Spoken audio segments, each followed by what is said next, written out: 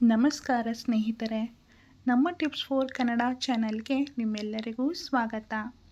ವರಮಹಾಲಕ್ಷ್ಮಿ ಹಬ್ಬ ಅಂದರೆ ನಮ್ಮ ಮನಸ್ಸಿಗೆ ಮೊದಲು ನೆನಪಾಗುವುದು ಸುಂದರವಾದ ಕಳಶ, ಲಕ್ಷ್ಮೀ ದೇವಿಯ ಅಲಂಕಾರ, ಹೊಸ ಸೀರೆ, ಹೂವು, ದೀಪ ಮತ್ತು ನೈವೇದ್ಯ. ಆದರೆ ಈ ಬಾರಿ ಒಂದು ಕ್ಷಣ ಯೋಚಿಸಿ, ನಾವು ದೇವಿಗೆ ಏನು ಕೊಡುತ್ತಿದ್ದೇವೆ ಅನ್ನುವುದಕ್ಕಿಂತ ದೇವಿಯ ಮುಂದೆ ನಾವು ಯಾವ ಸಂಕಲ್ಪ ಮಾಡುತ್ತಿದ್ದೇವೆ ಅನ್ನುವುದು ಮುಖ್ಯವಲ್ಲವೇ? ಈ ವರಮಹಾಲಕ್ಷ್ಮಿ ಹಬ್ಬದಂದು ದೇವಿಯ ಮುಂದೆ ಮಾಡಬಹುದಾದ ಒಂದು ಸುಂದರ ಸಂಕಲ್ಪದ ಬಗ್ಗೆ ಇಂದು ಮಾತನಾಡೋಣ. ಈ ವಿಡಿಯೋ ಕೊನೆಯವರೆಗೂ ನೋಡಿ. 1. ಹಬ್ಬ ಅಂದರೆ ಕೇವಲ ಅಲಂಕಾರವಲ್ಲ. ವರಮಹಾಲಕ್ಷ್ಮಿ ಹಬ್ಬ ಬಂದಾಗ ಪ್ರತಿಯೊಂದು ಮನೆಯಲ್ಲಿಯೂ ಸಂಭ್ರಮ. ಮನೆಯ ಸ್ವಚ್ಛತೆ, ಬಾಗಿಲಿಗೆ ರಂಗೋಲಿ, ಪೂಜಾ ಕೋಣೆಯ ಅಲಂಕಾರ, ಕಳಸದ ಸಿದ್ಧತೆ, ಮುತ್ತೈದೆಯರಿಗೆ ಅರಿಶಿನ ಕುಂಕುಮ ಎಲ್ಲವೂ ಸುಂದರವಾಗಿರುತ್ತದೆ. ಇವೆಲ್ಲವೂ ನಮ್ಮ ಸಂಪ್ರದಾಯದ ಸುಂದರ ಒಂದು ಭಾಗ. ಆದರೆ ಪೂಜೆ ಮುಗಿದ ನಂತರ ನಮ್ಮ ಜೀವನದಲ್ಲಿ ಏನಾದರೂ ಒಳ್ಳೆಯ ಬದಲಾವಣೆ ಬಂದರೆ ಅದೇ ಈ ಹಬ್ಬದ ನಿಜವಾದ ಸಾರ್ಥಕತೆ. ಆದ್ದರಿಂದ ಈ ಬಾರಿ ಒಂದು ಸಣ್ಣ ಬದಲಾವಣೆಯನ್ನು ನಮ್ಮಿಂದ ಶುರು ಮಾಡೋಣ. 2. ದೇವಿಯ ಮುಂದೆ ಒಂದು ಸಂಕಲ್ಪ. ಪೂಜೆಯ ಸಮಯದಲ್ಲಿ ದೀಪದ ಮುಂದೆ ಕುಳಿತುಕೊಳ್ಳಿ. ಕಣ್ಣು ಮುಚ್ಚಿ ದೇವಿಯನ್ನು ನೆನೆಯಿರಿ. ನಂತರ ನಿಮ್ಮ ಮನಸ್ಸಿನಲ್ಲಿ ಒಂದು ಮಾತು ಕೇಳಿಕೊಳ್ಳಿ.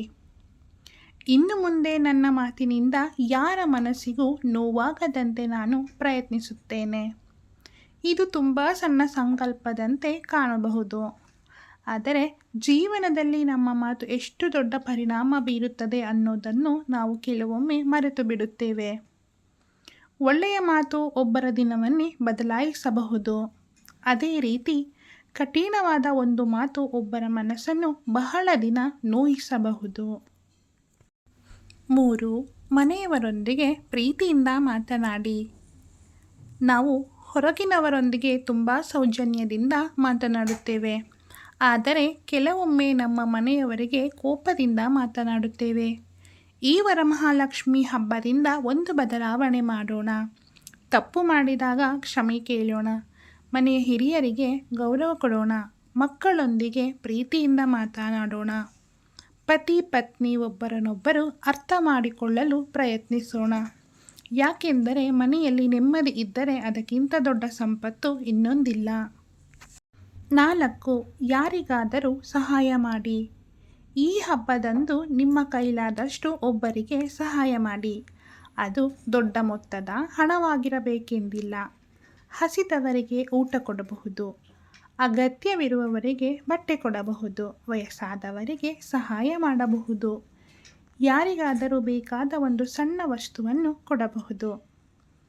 ಸಹಾಯದ ಬೆಲೆ ಅದರ ಮೊತ್ತದಲ್ಲಿರಲ್ಲ, ಅದರ ಹಿಂದಿರುವ ಮನಸ್ಸಿನಲ್ಲಿದೆ. 5. ದೇವಿಗೆ ದೊಡ್ಡ ಕಾಣಿಕೆ ಯಾವುದು? ನಾವು ದೇವಿಗೆ ಹೂವು, ಹಣ್ಣು, ನೈವೇದ್ಯ, ಸೀರೆ, ಆಭರಣ ಎಲ್ಲವನ್ನು ಸಮರ್ಪಿಸುತ್ತೇವೆ. ಇವೆಲ್ಲವೂ ಭಕ್ತಿಯ ಅಭಿವ್ಯಕ್ತಿ. ಆದರೆ ದೇವಿಯ ಮುಂದೆ ನಮ್ಮ ಒಂದು ಒಳ್ಳೆಯ ಗುಣವನ್ನು ಸಮರ್ಪಿಸಿದರೆ, ಕೋಪವನ್ನು ಕಡಿಮೆ ಮಾಡುವುದು, ಅಸೂಯೆಯನ್ನು ಬಿಡುವುದು, ಯಾರಿಗೂ ಕೆಟ್ಟದ್ದನ್ನು ಬಯಸದಿರುವುದು, ಸಾಧ್ಯವಾದಷ್ಟು ಸತ್ಯವಾಗಿ ಬದುಕುವುದು, ಇವುಗಳು ನಮ್ಮ ಜೀವನದಲ್ಲಿ ಮಾಡಬಹುದಾದ ಸುಂದರ ಸಂಕಲ್ಪಗಳು. 6. ಪ್ರತಿದಿನದ ಸಣ್ಣ ಬದಲಾವಣೆ. ಒಂದು ದಿನ ಸಂಕಲ್ಪ ಮಾಡಿ ಮರುದಿನ ಮರೆತು ಬಿಡಬೇಡಿ.